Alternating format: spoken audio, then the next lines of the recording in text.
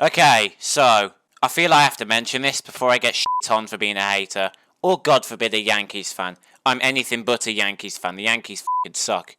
I'm a Blue Jays fan, and I have been for a few years. So forgive me if this video seems like a constant complaint.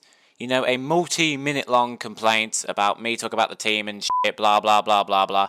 You didn't have to hear all of that. But I've had this video in my back pocket for a long time, and I just have to make it now.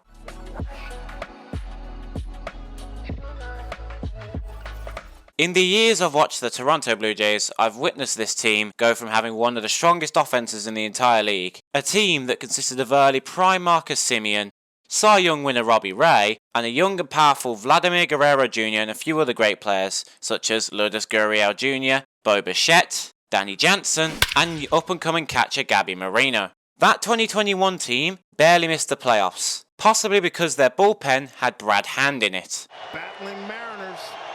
They do not give up. The 3-0 pitch from Brad Hand. Ball four! They walked him, and the Mariners... In the last couple years, however, I've witnessed this team's offense slowly get beaten down by two smooth-brained coaches. George Springer, one of our big signings, not only forgetting how to hit, but also forgetting how to take care of his hair. Alek Manoah going from Cy Young candidate, shit-talking Garrett Cole, to woke Tim Hortons barista that is mad at me for calling them sir when they actually go by the Greek letter Xi. Vladimir and Bo forgetting how to hit, although Vladimir's doing a little bit better, but Bo should be hitting. Jordan Romano go from closer to...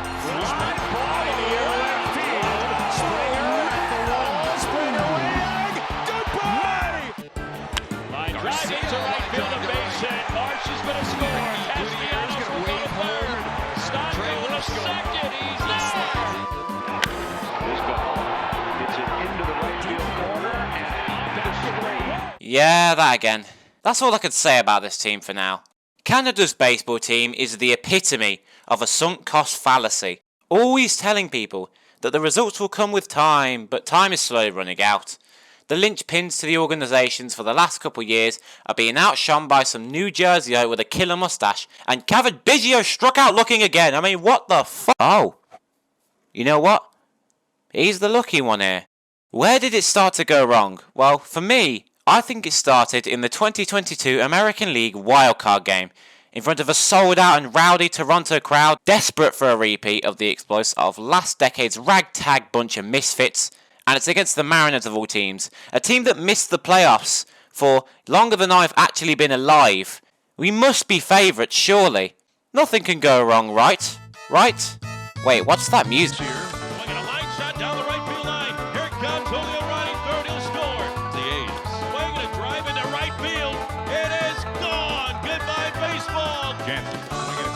Tip back to the glove of Cal Raleigh. Goes after the first pitch. Didn't hit it hard. Chapman will get the out at second, and that's all that the Blue Jays can get. On the ground to second. Frazier's got it. And that's out number 3. The ball game's over. 2 pitch. Swing and a miss. Steps in, swinging a high fly ball. It's gone! 2-2. Swing and a miss. Hernandez swings at the first pitch, and he drills it. Left center field. That ball is gone! Kevin Goffman's going to get a big ovation. 2 out. In the dirt, and it kicks away from Jansen. That'll score a run for the Mariners. Look on a deep drive. Left field. Tap the end. He's looking on the track. And that is gone! A 3-run homer. Out this at that. Crawford to center field. Not deep. Sprinting in Springer. And Bichette and Springer collide. The ball falls. And everybody's going to score. Depends on the way he's swinging a line drive into right field. Down the line in towards the corner of base hit. Gal being waved around third. He'll score. Swinging a fly ball center field. Coming in Julio. He makes the catch and the ball game is over. The Mariners win the wild card series. Well, okay. New year. New Jays. 2023, you need new faces. So, who did they sign in 2023? Chris Bassett? I don't mind Chris Bassett. He does eat a lot of innings for us. Kevin Kiermaier? Gold Glove and Platinum Glove winner? Great outfielder? His offense is bloody dreadful. And Brandon Belt. He's aging, but he's the captain after all. He's also got a massive willy. My goodness. But these signings aren't enough. We need a few more people to bolster this team. Oh, I know. Here's a few trades. Eric Swanson, one of the better relievers on the Mariners, and a guy who you could definitely get some quality innings out of. Now, that was a trade. Who did we trade away? Teoscar Hernandez. That's kind of interesting. Teoscar Hernandez hit 2 home runs in the second wildcard game, and he wasn't even hitting the ball bad. Sure, his defense is a bit shite, but at least he can actually hit the ball. I mean, he's got 20 plus home runs. You want 20 plus home runs from a couple people on your team, don't you? Okay, who else? Lourdes Gurriel and Gabriel Moreno are gone. Okay, who are we getting in return? Dalton Varsho? That's a very interesting player to trade for. I know he's one of the better outfielders. I mean, his defensive run saved is the highest in Major League Baseball in the last couple of years. And he does hit quite a few home runs. He just came off hitting 27. And he was born exactly 9 months and a day after his dad's final MLB game. Okay, you know, I'll refrain from saying that. This ain't Twitter. My point here is, fans weren't really into these trades. Coupled with bad pitching in 2022 from starters Jose Berrios and Yusei Kikuchi, an inconsistent Matt Chapman, and an aging Whit Merrifield, hopes weren't as high as the last year. And we'd get to know that soon enough. They both had a baseball. Trout hammers it. Left field. That's deep. Merrifield. 1-2 pitch. Oh, and then check swing. Did he go? Yes, he did. Pena sends one high. He sends one deep. He sends one out. 2023 was basically like life in the body of a manically depressed young woman. A constant shift in mood from ecstasy to disappointment. Okay, that was a bit weird. But it wasn't all bad in 2023. The Blue Jays signed Jordan Luplow, and he absolutely raked. Despite Alek Manoah's poetic collapse, seriously, he once thought the ball was a treat for himself. He thought it was a cheeseburger rolling down the line. But then, as Manoah faltered, a new ace emerged in the form of Kevin Gausman.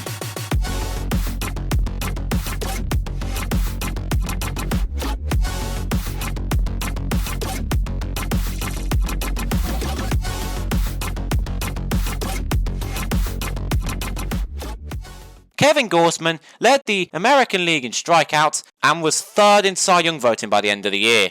Add that on with some great years from Jose Berrios and Yusei Kikuchi, who typically have had some mediocre careers, will provide that slowly dying offense some leeway as we search for that missing piece of the puzzle. Luckily, a short king with a killer mustache that could single-handedly turn all furries into normal humans was going to be there in Boston, and he would become the de facto face of the team for one series. No, in fact, he would become the face of the team for the rest of the year and onwards till now. Davis Schneider wasn't the missing piece of this team, but he was a breath of fresh air, a team that the Blue Jays needed to reignite a spark in the fanbase's campfire of hope. Moving on to September, and some other breakout stars such as Ernie Clements and Spencer Horowitz would do the work. Coupled with the return of reliever Chad Green, these Blue Jays look set to make the playoffs quite comfortably. Kevin Kiermaier even gave a brilliant speech at the Rogers Center. We got 3 weeks left of the season. Rogers Center, you've been electric all year. Hey, we need it. We've been working for October all year. We're going, okay? You guys ready? Let's go. We need to get behind these Blue Jays and hope that they make it during this final stretch. Oh, for fuck! That sweep in mid-September to fellow playoff contenders Texas Rangers almost broke the hearts of this entire country. It even broke my heart a little bit. But somehow, someway, the Blue Jays, through all of their hardship, managed to sneak into the playoffs. Surely, though, this time will be different. Who is their opponent? The Minnesota Twins? Huh, what are they going to do? Break their playoff curse? Nonsense! Pluto was still a planet when they last won a playoff game. We will send those Twins to Cancun faster than you can say furries aren't human.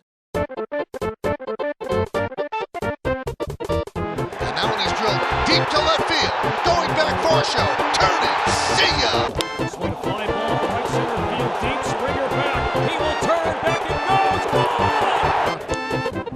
Chop toward third, Polanco charges and it goes under his glove. And here comes Bichette, here's the throw, here's the play, he's out! And the pitch, ball on right side, diving shot, to his feet, here's Durant, steps on the bag, and the Twins win the game. Swing and a miss, Bill down off. Strike 3. Comes Jorge Polanco. Strike 3. Fastball on the inside corner. The ball from Barrios. Alex, he's been itching to do that. And now he's going to his left-handers. Diving stop by Biggio. And the play is not. And he walked him, so now he faces Correos like this. Pitch sharply up the middle. It's a base hit. Lewis scores. Kepler will stop at third. Loaded. There's a ground ball to short. There's one. And there's two, but another run scores is in. Do they pick off? Oh, they got him! With one out. Line drive down the left field line. It's a foul ball. Swing and a miss. He struck out now. Deals. Swing and a miss. Play. Swing and a miss. Finally. What the f? The Blue Jays got royally bent over by the Twins. I stayed up until 2 a.m. to even 3 a.m. on 2 nights in a row to watch the Blue Jays put on a pathetic display of baseball and a truly abhorrent display of managerial decisions. I don't blame Whit Merrifield for hating it. I'm sure everybody, especially Jose Barrios, he hated it a ton, I bet. The administration coaching staff decided to make each other look like fools. I cannot believe these people are supposed to be making this team better. But the off-season was now here, and the majority of the Blue Jays fan base were desperate for something good. I did hear, though, the Blue Jays were signing Shohei Ohtani. What a franchise-altering signing that could be. It would become a great way to generate revenue. After all, Shohei Ohtani made the Angels so much money that there is a whole baseball doesn't exist video on how effective he is in the baseball market. Plus, Shohei said he wanted a quiet city to live in. And Toronto is way quieter than Anaheim, Los Angeles, Oakland, San Francisco, New York. It is way quieter. I went there in 2023. It was really quiet. But these were confirmed when we found that he was on a private jet to Toronto Pearson Airport. This is happening. Everybody stay calm. The Blue Jays redemption arc starts now. Welcome to Toronto, Shohei Ohtani.